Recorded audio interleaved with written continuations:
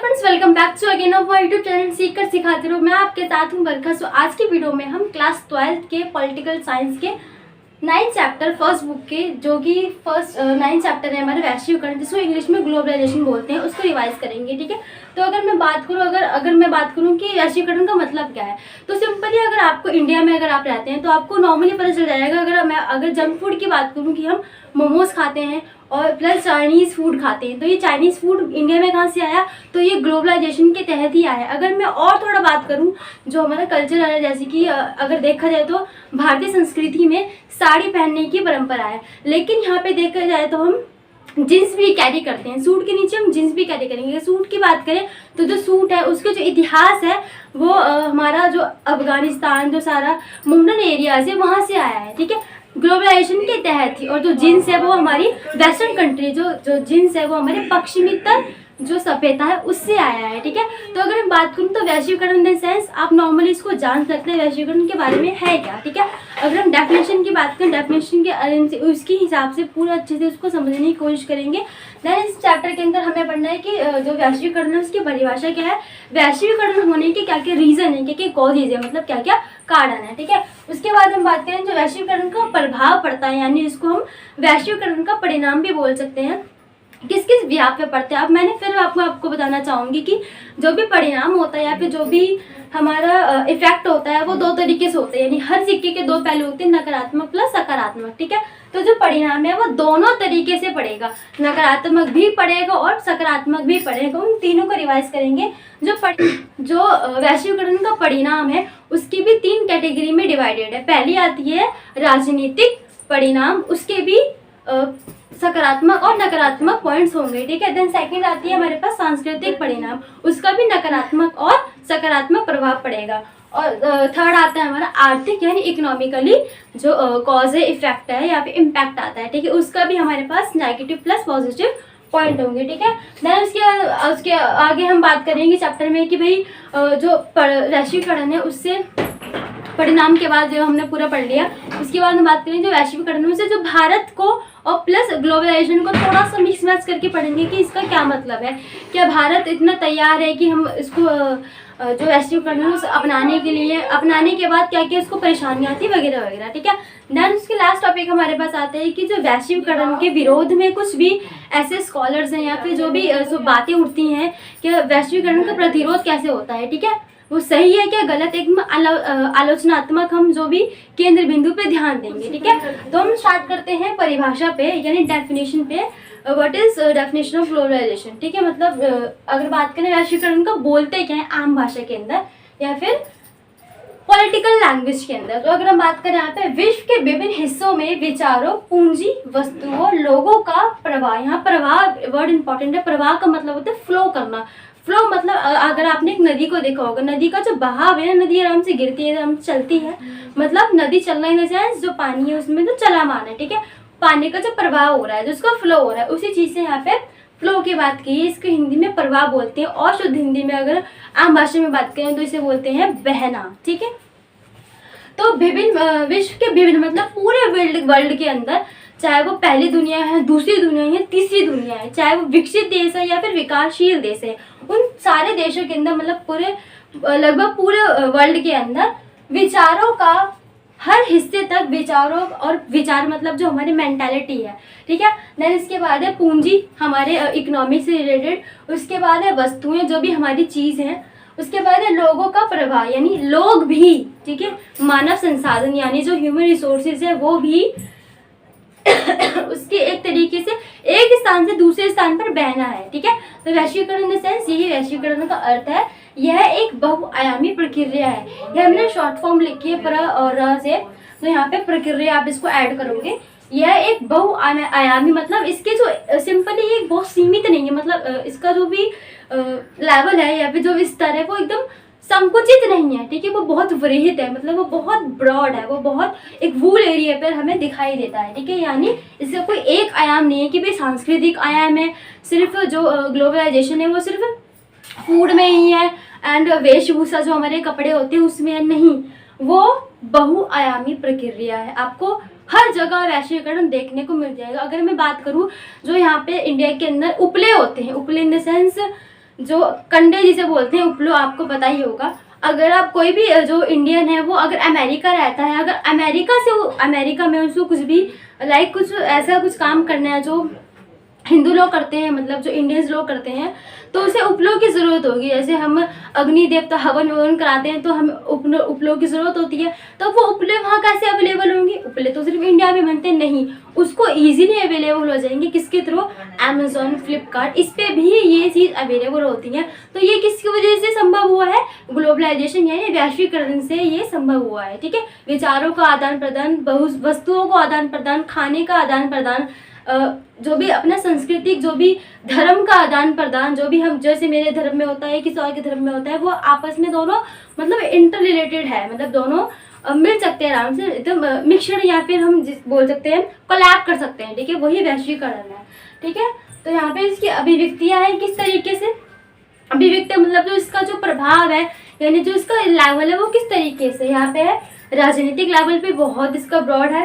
Then यहाँ पर है इकोनॉमिक, मतलब आर्थिक स्थिति में इसका बहुत बड़ा क्षेत्र है। और कल्चरल मतलब सांस्कृतिक क्षेत्र भी इसका बहुत बड़ा है, किसका? वैश्वीकरण का। ठीक है, तो अगर हम बात करें कॉजेज क्या है, मतलब जो वैश्वीकरण है उसके होने के कारण क्या क्या है, तो यहाँ पे ऑप्शन लिखा है फर्स्ट, संसाधनों की उपलब्धता, यानी जो रिसोर्सेज है एक देश से दूसरे देश में जो भी चीज़ है इजीली यहाँ पे रिसोर्सेज की हमें उपलब्धता, मतलब इजीली हमको जो रिसोर्सेज है अवेलेबल हो रहे हैं। ठीक है, देन सेकंड है सांस्कृतिक विभिन्नता।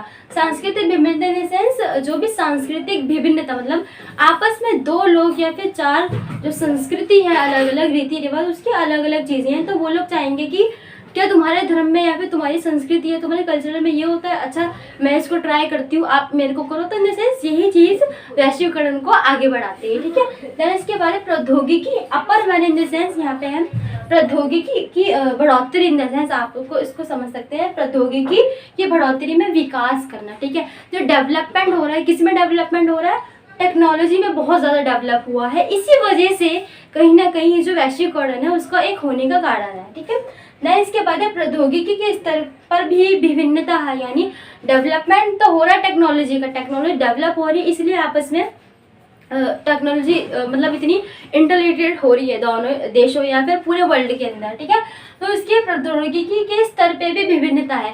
किसी देश की अच्छी प्रौद्योगिकी है, टेक्नोलॉजी, तो किसी देश की जापान जैसी नहीं है। जैसे फॉर एग्जांपल जापान की टेक्नोलॉजी बहुत ज़्यादा अच्छी है। अगर भी कोई रोबोट लॉन्च होता है सबसे पहले वहीं होता है, उसके बाद वो अदर कंट्रीज में आएगा। ठीक है, तो कहीं ना कहीं इंडिया ये सोचेगा कि भाई मैं कुछ technology in the sense help मांग कर या फिर कुछ कर मैं इस टेक्नोलॉजी को अपने अंदर डेवलप करूं। ठीक है, उनसे संधि कर ट्रिटी कर या फिर उनसे क्या समझौता कर कि आइए आप मेरे से थोड़ा मुझे लोन के जरिए पैसे देकर अपनी टेक्नोलॉजी को मेरे से शेयर करने दीजिए। ठीक है, तो ये क्या हो रहा है, मतलब दो देश आपस में, एक टेक्नोलॉजी किसी की अच्छी है तो उस टेक्नोलॉजी वाले देश से सारे लोग एकदम दोस्त एज अ फ्रेंडली हो रहे हैं, जिस वजह से बाकी लोगों की टेक्नोलॉजी, बाकी देशों की टेक्नोलॉजी भी ईजी हो रही है। ठीक है, तो यहाँ पे प्रौद्योगिकी के स्तर पे जो विभिन्नता है वो इसको देखा गया है। ठीक है, यानी कहीं देशों में बहुत कम टेक्नोलॉजी है, कहीं देशों में ज़्यादा टेक्नोलॉजी है। ठीक है, इससे आप रिलेट कर सकते हैं।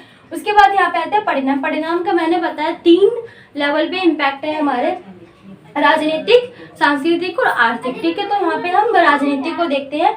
परिणाम मैं दोनों बताऊंगी, सकारात्मक प्लस नकारात्मक। तो यहाँ पे सकारात्मक वैल्यू है, सकारात्मक पॉइंट है, ये सकारात्मक प्रभाव है, ठीक है, इम्पैक्ट है। तो फर्स्ट यहाँ पर आता है हमारा शासन व्यवस्था में सुधार होना। जो वैश्वीकरण से जो शासन व्यवस्था है, जो पॉल साइंस की, यानी जो पॉलिटिकल्स, जो एकदम पॉलिटिक्स है, एकदम भाई कैसा एक देश होना चाहिए, कैसे एक राज्य होना चाहिए, ठीक है, उसकी व्यवस्था में, उसके सिस्टम में थोड़ा सा सुधार हुआ है। ठीक है, उसके बाद है उच्च स्तरीय प्रौद्योगिकी। जो उच्च स्तरीय प्रौद्योगिकी है उसमें भी बहुत ज़्यादा विकास हो रखा है। उसके बाद है शासन व्यवस्था की उच्च स्तरीय प्रौद्योगिकी में विकास है, मतलब जो टेक्नोलॉजी है किसकी, एक कंट्री की टेक्नोलॉजी या फिर जो एक देश है या फिर जो गवर्नमेंट है उसकी टेक्नोलॉजी में भी विकास हो रखा है। थर्ड पॉइंट है इसका, जो गवर्नमेंट की जो शासन जो व्यवस्था है उसकी कार्य प्रणाली में गुणात्मक विकास हुआ है। ठीक है, वही सेम चीज़ आ गई। उसके बाद है सरलीकरण। सरलीकरण मतलब हर चीज़ ईजी हो गई है। अगर देखा जाए तो ऑनलाइन होने के बाद भी ऑफलाइन काम बहुत मुश्किल होते थे, लेकिन अब हर चीज़ ईजी वे में हो गई है। ठीक है, तो यहाँ पे इसके पॉइंट बनते हैं। वहीं नकारात्मक प्रभाव भी आता है, किसके स्तर पर, राजनीतिक स्तर पर, ठीक है। फर्स्ट यहाँ पर आता है कल्याणकारी राज्यों की समाप्ति। कल्याणकारी राज्यों की समाप्ति इन द सेंस जो भी, अगर आप वैश्वीकरण इन द सेंस मल्टीनेशनल कंपनियां होती हैं जिसको हिंदी में बहुराष्ट्रीय कंपनियां बोलते हैं, ठीक है।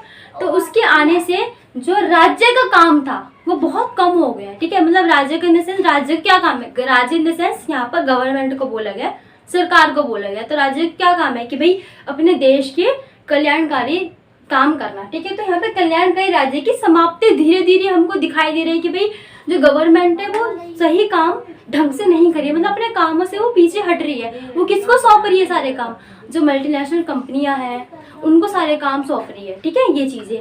उसके बाद है राज्य में हस्तक्षेप होना। राज्य इन द सेंस गवर्नमेंट है, जो सरकार है, उसमें हस्तक्षेप कौन कर रहा है, इंटरफिकेशन कौन कर रहा है, जब बहुराष्ट्रीय कंपनियां हैं। सपोज मैकडोनल्ड की एक कंपनी हो गई, बहुत सारी, ये तो सिर्फ मैंने फूड की बताई है, आपको जो टेक्नोलॉजी बेस पर है उसमें दिख जाएगी। सपोज जो MI है वो भी इंडिया की कंपनी नहीं है, वो चाइना की कंपनी है, ठीक है। हाँ, इंडिया डेवलप, अगर आप देखोगे अपने फ़ोन में जो MI का फ़ोन होता है लिखा होगा made in India, but company China की है, ठीक है। कंपनी चाइना की, बट वो कंपनी मल्टीनेशनल कंपनी के तहत इंडिया में स्टैब्लिश है। उसके कुछ ब्रांच इन द सेंस वो उसको मैन्युफैक्चर कर रही है, मतलब बना रही है किसको, फ़ोन को, ठीक है। ये सब सारी सिस्टम है। तो अगर इस देखा जाए तो राज्य का काम बहुत ज़्यादा छोटा हो गया, मतलब बहुत कम हो गया है, ठीक है। देन इसके बाद उद्योगों में गवर्नमेंट का स्तर, नीचे मैंने डाउन दिखाया इस एरो को। तो जो टेक्नोलॉजी है, जो भी फैक्ट्री वगैरह है, इसमें जो गवर्नमेंट का जो लेवल था, ये गवर्नमेंट जिस तरीके से काम करती थी वो लेवल बहुत कम दिखाई दे रहा है, मतलब वो डल होता जा रहा है। किसका काम, गवर्नमेंट का। उसके बाद लास्ट हमारा पॉइंट है गवर्नमेंट की वैल्यू का घटना। इन सब कारणों से जो गवर्नमेंट की वैल्यू है, गवर्नमेंट की इंपॉर्टेंस है, वो बहुत ज़्यादा घटती दिखाई दे रही है, ठीक है। देन इसके बाद आर्थिक प्रभाव। आर्थिक प्रभाव मतलब इकोनॉमिकली हमें क्या क्या सकारात्मक पॉइंट दिखाई देते हैं। फर्स्ट है हमारा ग्लोबलाइजेशन, यानी वैश्वीकरण से बहुत तेजी से डेवलपमेंट हुआ है, बहुत ज़्यादा। मतलब विकास की अगर हम बात करें तो विकास एकदम हाई लेवल पे थोड़ा जाता हुआ हमें दिखाई दे रहा है। उसके साथ साथ जो टेक्नोलॉजी, ऑफकोर्स टेक्नोलॉजी भी हाई लेवल पे जाती दिखाई दे रही है, ठीक है। मतलब टेक्नोलॉजी इज इक्वल टू जो विकास है, डेवलपमेंट में वृद्धि हो रही है, ठीक है। देन थर्ड पॉइंट है हमारा संसाधनों के स्तर। जो संसाधन का जो स्तर है उसमें भी बहुत ज़्यादा विकास हमें दिखाई दे रहा है। उसके बाद इन सब कारणों से अब देखो एक कंपनी आ गई, कंपनी के लिए क्या चाहिए, वर्कर्स चाहिए। तो वर्कर्स, जो लोग बेरोजगार हैं उनको रोजगार की प्राप्ति होगी, ठीक है। जो अनएम्प्लॉयमेंट है वो हट जाएगा। तो यहाँ पर रोजगार का भी विकास उनको दिखाई देता है कि भाई नौकरियां बहुत लोगों को यहाँ पे मिली हैं, ठीक है। किसकी वजह से, वैश्वीकरण की वजह से। देन उसके बाद है इन सब के कारण जो बाजार प्रतियोगिता है, ठीक है, जो बाजार में एक कॉम्पिटिशन चल गया है कि भाई कौन सी कंपनी बेस्ट है, कौन सी कंपनी बेकार है। इसकी वजह से जो उच्च कारण में जो एकदम गुणात्मक रूप से साबित हुआ है कि यहाँ भी कंपटीशन करना एक अच्छी बात है कि भाई अपने आप को, जो भी कंपनी अगर कम काम करती है या फिर एकदम उसकी जो हालत है या फिर जो उसकी प्रोडक्ट है वो बेकार है, तो वो क्या सोचेगी कि भाई उसका फ़ायदा होगा नहीं, तो क्या वो बाहर लोगों को देखेगी, मतलब और दूसरी कंपनियों को देखेगी कि भाई ये तुमसे ज़्यादा अच्छी करती है, तो वो अपने आप में सुधार करेगी कि अगर वो अच्छा कर सकती है कंपनी तो मैं भी अच्छा कर सकती हूँ, ठीक है। मैं अपने प्रोडक्ट में कुछ सुधार करूँगी, तो वगैरह वगैरह ये सारी चीज़ें हमको यहाँ दिखता है, ठीक है। उसकी जो उच्च गुणात्मक जो दर है वो बढ़ती दिखाई दे रही है। अब आर्थिक स्तर पर ही आर्थिक स्तर पर ही जो हमारा नेगेटिव इम्पैक्ट है, जो नकारात्मक प्रभाव है, वो देखने को मिलता है। यहाँ पे पहले हमारे पास आता है बहुराष्ट्रीय कंपनियों का उदय। जी हाँ, बहुराष्ट्रीय कंपनी का उदय अगर मैं बात करूँ 1991 से स्टार्ट हुआ था इंडिया के अंदर। इंडिया ने अपने दरवाजे खोल दिए कि भाई आइए और हमारे साथ व्यापार कीजिए, ठीक है। तो यहाँ पे एक चीज़ थी, जो बहुराष्ट्रीय कंपनियाँ बहुत सारी, आप बहुत देखेंगे मल्टीनेशनल कंपनियाँ इंडिया के अंदर बहुत बहुत बहुत बड़े लेवल पर अब बन चुकी हैं, ठीक है। अब उसके बाद है, और मल्टीनेशनल कंपनी इतनी आसानी से बंद भी नहीं होती है, ठीक है। देन इसके बाद है छोटे उद्योगों का पतन। मतलब इतनी बड़ी बड़ी कंपनियां आने के बाद जो इंडिया के छोटे उद्योग थे अब वो धीरे धीरे कहीं खोते दिखाई दे रहे। मतलब जो अपना आइडेंटिटी है, अपने अस्तित्व पे वो कहीं ना कहीं घटते दिखाई दे रहे। मतलब वो कहीं ना कहीं पतन की तरह जा रहे हैं कि छोटे उद्योग थे वो अब कहीं ना कहीं खत्म हो रहे हैं, ठीक है। देन इसके बाद है असमान विकास। वैश्वीकरण तो हुआ, उसके पॉजिटिव पॉइंट भी हमने देखे, लेकिन कहीं ना कहीं देखा जाए तो वैश्वीकरण से कुछ लोग बहुत अमीर हो चुके हैं और कुछ लोग बहुत गरीब से गरीब हो गए हैं, ठीक है। तो ये एक बार में विकास तो हो रहा है, लेकिन जो विकास की दर है वो इक्वल नहीं है, वो इक्वालिटी को नहीं दिखाती, वो एकदम ऊंच नीच को दिखाती है। कुछ लोग बहुत अमीर है, कुछ लोग बहुत गरीब हो गई हैं, ठीक है। जिसकी वजह से जो अमीर और गरीब के जो बीच की जो पुल है, जो खाई है, वो बहुत ज़्यादा ब्रॉड होती गई है, ठीक है। देन इसके बाद है वीज़ा नीति का कठोर, यानी कठोर वीज़ा नीति होना। किसकी वीज़ा नीति होना? जो बड़े बड़े जो मल्टीनेशनल कंपनियां हैं, जो बड़े बड़े देश हैं, ठीक है, वो अगर आपस में व्यापार करेंगे, वो भी करेंगे वैश्वीकरण से, ठीक है, तो वो बहुत ज़्यादा भारी टैक्स लगाएंगे, मतलब एक कठोर नीति बनेगी। कौन सी नीति? वीज़ा नीति, ठीक है। तो बहुत कठोर वीज़ा नीति के अलावा जो सरकार है उसको इसमें ज़्यादा इन्वेस्ट करना पड़ रहा है, किसमें? वीज़ा पर, ठीक है। तो फालतू का खर्चा एकदम। देन इसके बाद लास्ट है हमारा प्रतिस्पर्धा से व्यापार में मुश्किल है। प्रतिस्पर्धा तो बहुत बड़ी है, ठीक है, देखा जाए तो कंपटीशन यहाँ बहुत ज़्यादा हाई हो गई है, लेकिन उस कंपटीशन से जो व्यापार, जो ट्रेड है, उसमें बहुत ज़्यादा मुश्किलें आ गई हैं, ठीक है। तो यहाँ पे हमारे सांस्कृतिक प्रभाव की बात होती है। सांस्कृतिक प्रभाव का जो नकारात्मक जो सारे पॉइंट है, उसमें पहला पॉइंट आता है हमारा विचारों का खुलापन। जो वैश्वीकरण है, यानी जो ग्लोबलाइजेशन है, इसकी वजह से जो विचार है, मतलब जो उसका एकदम खुलापन ज़्यादा हो चुका है सांस्कृतिक रूप में। मतलब देखा है तो जो भी एक जो मॉडर्निटी थी वो थोड़ा सब देशों में आ रही है, ठीक है। जो विचारों को खुलापन है, यानी जो रूढ़िवादिता है, जो कंजर्वेटिव माइंड है, उसको थोड़ा सा लोग पीछे छोड़ते जा रहे हैं, यानी पीछे भूलते जा रहे हैं, ठीक है। देन उसके बाद है मिली जुली संस्कृति का विकास होना, यानी जो आपसी जो देशों में इतने जो संबंध मधुर होने से, या फिर जो भी वैश्वीकरण के कारण जो अपनी मिली जुली संस्कृति, यानी जो मिश्रित संस्कृति है, उसका भी विकास ज़्यादा देखा जा रहा है, ठीक है। इसमें आप ऐड कर सकते हैं जो वेशभूषा है, उसको ऐड कर सकते हैं, जैसे कि कुर्ते के नीचे जीन्स पहनना। और अगर देखा जाए तो वेस्टर्न कंट्री में भी जो अमेरिकन्स होते हैं या फिर जो यूरोपियंस हैं, वो साड़ी का यूज़ करते हैं, वहाँ पे भी लोग दिवाली बनाते हैं। तो आप इसको थोड़ा रिलेट कर सकते हैं कि संस्कृति है वो आपस में इंटर रिलेटेड हो रही है, ठीक है। दैन इसके बाद है महिलाओं की स्थिति में सुधार आपको देखने को मिलेगा वैश्वीकरण से। जो भी कंजर्वेटिव माइंड था एकदम, जो विमेन को लेकर कि विमेन बाहर का काम नहीं करेंगी, जो भी चीज़ है, मतलब देखा जाए कि वो कमा नहीं सकती, ठीक है। देखा जाए कि जो पितृवंशिकता है, यानी जो पितृ प्रधान यानी आदमी प्रधान जो समाज है, उसको थोड़ा सा हटाकर हम इक्वालिटी पे आ रहे हैं कि भाई यहाँ पे जो महिलाएं वो बाहर जा सकती हैं, काम कर सकती हैं, वो भी उतनी मतलब बराबर जितना एक आदमी होता है, ठीक है। दैन हमारा फोर्थ है खान पान, रहन सहन और की आदतों में बदलाव आना। मतलब जो बहुत सारे चेंजेस आए किस व्याप पे? खान पान के व्याप पे और रहन सहन की मैं पहले बता चुकी हूँ। इसमें आप अपनी जो वेशभूषा है उसको भी ऐड कर सकते हैं। खान पान फूड के अकॉर्डिंग, वही जो मैंने वीडियो की स्टार्टिंग में बताया था कि देखो आप देखेंगे कि वेस्टर्न कंट्री में भी अगर आप जाएंगे, अगर आप साउथ कोरिया जाइए या फिर आप अमेरिका जाइए, वहाँ पे भी आपको इंडियन फूड आपको मिलेगा, ठीक है। जैसे कि यहाँ पे हमारे मैकडोनल्ड होना, इंडिया के अंदर जो वेस्टर्न कंट्री है मैकडोनल्ड उसका होना, जो वेस्टर्न कंट्री नहीं सॉरी वेस्टर्न एक कंपनी है, ठीक है, फूड कंपनी, इसकी वजह से कोका कोला का होना वगैरह वगैरह आप खुद देख सकते हैं कि यहाँ पर फ्रेंच फ्राइज़ का होना वगैरह चीज़ का मतलब कि यहाँ पे क्या किस तरीके से जो आपसी खान पान है वो एक देश दूसरे देश में आराम से इजी अवेलेबल हो जाएगा। ये नहीं कि अगर आप गोलगप्पे खाने हो और आप ब्रिटेन बैठे हो तो आप इजीली वहाँ से गोलगप्पे भी अवेलेबल कर सकते हो, बिकॉज वहाँ पे रेस्टोरेंट आपको इंडियन फूड रेस्टोरेंट भी आपको अवेलेबल होंगे इजी वे में, ठीक है। अगर मैं बात करूँ प्रेजेंट में साउथ कोरिया का भी जो बबल टी होती है वो भी मुंबई के अंदर यानी महाराष्ट्र में एक पहला खुला है। हमारा जो भी साउथ कोरिया का जो कल्चरल है, मतलब उसका जो सांस्कृतिक प्रभाव है, जैसे बबल टी वगैरह आना, ठीक है, तो यहाँ पे देखने को मिलता है कि जो आपस में जो देश हैं उनके जो भी रहन सहन है, खान पान है, सब कुछ आपस में मिश्रित होता जा रहा है, ठीक है। वहीं पर इसका जो नकारात्मक प्रभाव है वो भी है। नकारात्मक प्रभाव में हमारे पास पहले जो पॉइंट है वो है पश्चिमी देशों का अत्यधिक प्रभाव। जी हाँ, अगर देखा जाए तो वेस्टर्न कंट्रीज़ के अकॉर्डिंग, वेस्टर्न पूरे वर्ल्ड के अंदर वेस्टर्न कंट्री यानी जो अमेरिका या यूरोप की अगर हम बात करें तो यहाँ पे थोड़ा सा हमको ज़्यादा दिखाई देता है। मतलब स्टार्टिंग से अगर हम देखें जो भी अमेरिकी वर्चस्व था या फिर जो वेस्टर्न कंट्री का वर्चस्व था नीली जीन्स वगैरह का, तो वो थोड़ा फिर से देखने को मिलता है कि सब जगह हर जगह मैकडोनल्ड ही कंपनी आपको दिखेगी। मतलब पश्चिमी जो सभ्यता है वो थोड़े से लोग उसको ज़्यादा अपना रहे हैं, ठीक है। देन इसके बाद सेकंड पॉइंट है छोटे देशों की संस्कृति की समाप्ति। जी हाँ, यानी जो संस्कृति, जो छोटे देश की संस्कृति थी, अपनी रीति रिवाज थे, उसको लोग कहीं ना कहीं भूलते जा रहे हैं। अगर मैं बात करूं, जैसे कि कोई बर्गर रखा है एक प्लेट में, उसी प्लेट में हमारे पास सरसों की रोटी और मक्के का साग रखा है, तो उसको नहीं खाएंगे। जो हमारी युवा पीढ़ी है वो किसे खाएगी? बर्गर को खाएगी, ठीक है, क्योंकि वो ज़्यादा अट्रैक्टिव लगेगा खुद दिखने में।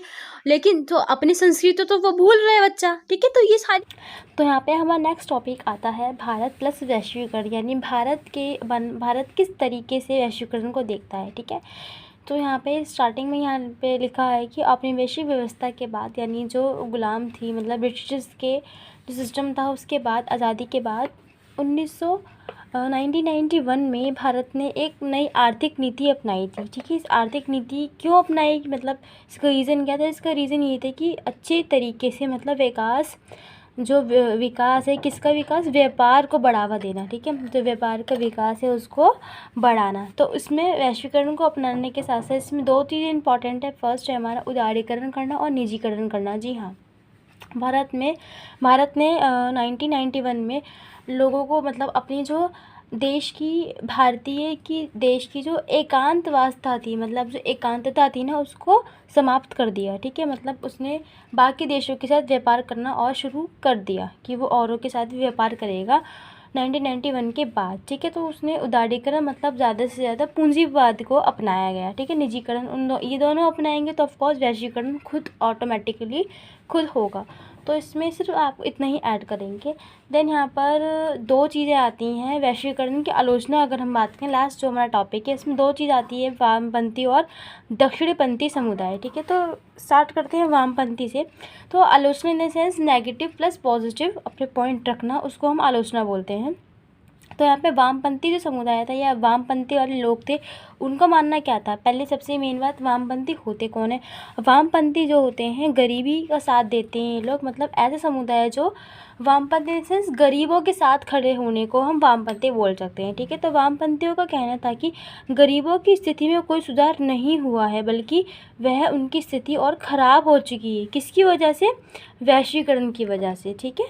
और सरकार की समाप्ति हो चुकी है। जो मल्टीनेशनल कंपनियां हैं, बहुराष्ट्रीय कंपनियां हैं, वो उनका ही सारा बोलबाला हमको दिखाई देता है, ठीक है। उनका सारा वर्चस्व हमें दिखाई देता है, जिसकी वजह से गरीबी वर्सेस अमीरी, हम यहाँ पे बात कर सकते हैं कि गरीबी और अमीरी जो समुदाय है या फिर कास्ट है या फिर जो भी लोग हैं, उनके बीच एक आपस की बहुत दूरियां बढ़ गई हैं। लोग गरीब हैं वो बहुत गरीब होते जा रहे हैं, और अमीर हैं वो बहुत अमीर होते जा रहे हैं, ठीक है। ये किसका कहना है? वामपंथी का। उसके बाद आते हैं दक्षिणपंथी। दक्षिणपंथी ये बोलते हैं कि पहली बात, ये अमीरों के ज़्यादा हिमायती होते हैं, ठीक है। यानी ये पूंजीपति, मॉडर्निटी, मतलब जो भी चीज़ है उन सबको ज़्यादा फोकस करते हैं। तो इनका कहना है कि जो वैश्वीकरण से बहुत ज़्यादा डेवलपमेंट हुआ है, मतलब बहुत ज़्यादा विकास हुआ है, ना कि असमान विकास नहीं हुआ है, यहाँ पे समान विकास हुआ है। किसका? प्रौद्योगिकी का, टेक्नोलॉजी का यहाँ पे समान विकास हुआ है। और हर एक आयाम में, हर एक क्षेत्र में हमें विकास दिखाई देता है। तो यहाँ पे दक्षिणपंथी और वामपंथी का आपस में आप ऐड पॉइंट कर सकते हैं। तो होप्स आपको वीडियो पसंद आई होगी। अगर हाँ तो वीडियो को लाइक करें, शेयर करें, देन चैनल को सब्सक्राइब देन सपोर्ट करें। Thank you for watching.